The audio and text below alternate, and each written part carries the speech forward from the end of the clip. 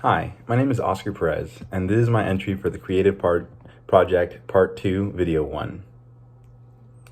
When it comes to what I learned about the definition of creativity, I actually began listening to the Incorrect podcast that was part of the resources for the module, and I started listening to one that was an interview with Debbie Millman, who's a designer, author, and educator, and has been called one of the most creative people on the planet.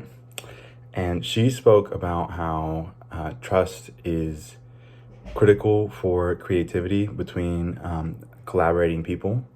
And I thought that was a really interesting addition that was a little bit unorthodox compared to what I'm used to hearing, because typically when I think of creativity, I think of an individual. So it was really cool to learn about how trust affects the creativity of a collaborating group. The myth that most surprised me from the David Burkus podcast was learning about how people attribute creativity to originality and why that warps the meaning and the way it applies to everyone. It really spoke to me, and it surprised me the most because it completely changed how I view creativity, and I really did think that it was just the ability to come up with your own ideas and, create things out of nothing. And David talked about how in reality, you can just take in knowledge and information from other sources and make a combination out of something. And it really made me feel better about the way that I'm creative, because a lot of my ideas are just taking somebody else's idea or somebody else's practice and finding ways to make it better and finding ways to spin it where it's more efficient and or more profitable. Why is creativity important to all companies and organizations? When it comes to this question, I think it's pretty clear that creativity is just vital to all companies and organizations. It allows for competitive businesses and competitive markets to get ahead of other businesses. It's pretty much the only way to get ahead of your competitors without, harming the people that work within your business. Using creativity is the easiest way to maximize your profits and to make new sources of revenue. I can think of two examples of businesses using creativity to get ahead of others in their market. On a smaller scale, I've been to several restaurants that no longer use waiters.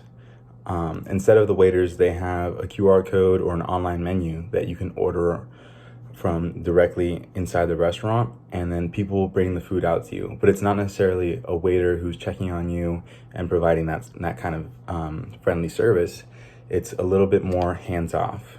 You have the ability to call for service online if you need someone to refill a drink or something like that. So it's a lot more catered to you, and you can pretty much choose how much interaction you get with other people.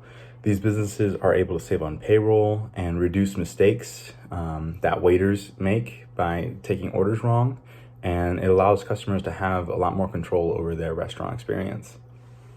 On a larger scale, when it comes to creativity, I think of Apple and how they eliminated the headphone jack from their phones. I remember several people back then that were making fun of how they basically got rid of something to create a new product. And in hindsight, it's clear that creating that inconvenience of having to share the charging port with the headphone port, and creating new products to fix that inconvenience, like the port that had two outlets so that you could charge and listen to music at the same time.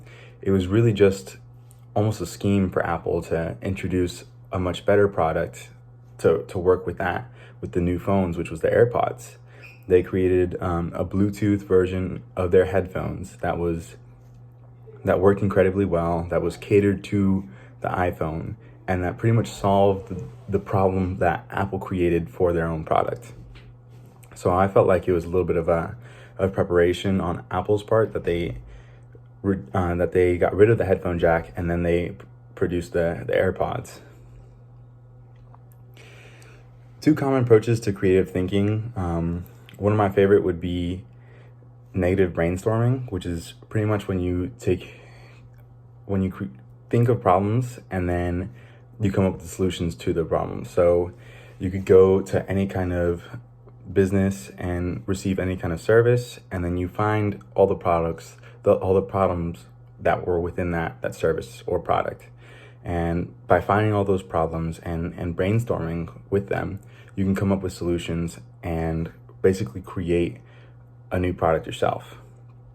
Another approach that was also mentioned by David Burkus in the podcast was to just find as much information on a topic and learn about it.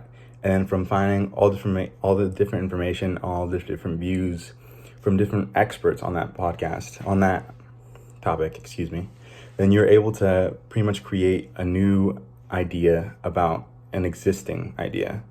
And, creating those new combinations is just as creative as coming up with something yourself.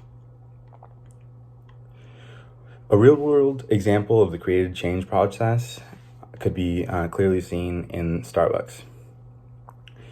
Back when Starbucks was just pretty much a regular and basic coffee shop in Seattle, at one point the CEO went on a trip to Europe and saw how coffee shops there are total experiences, and people can be there for extended periods of times, and they're really catered to how long a person wants to be at a coffee shop, and it's a center for socialization as well.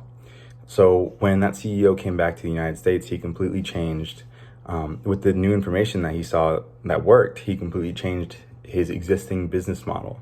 And he combined all the ideas that he got from his European trip and catered it to the wants of the American people. And he created an experience that is Starbucks today. It's a place where you can comfortably stay for hours by yourself or in large groups. And, as many of us college students know, it's used for homework very often, and it's used as a place to meet up to get things done.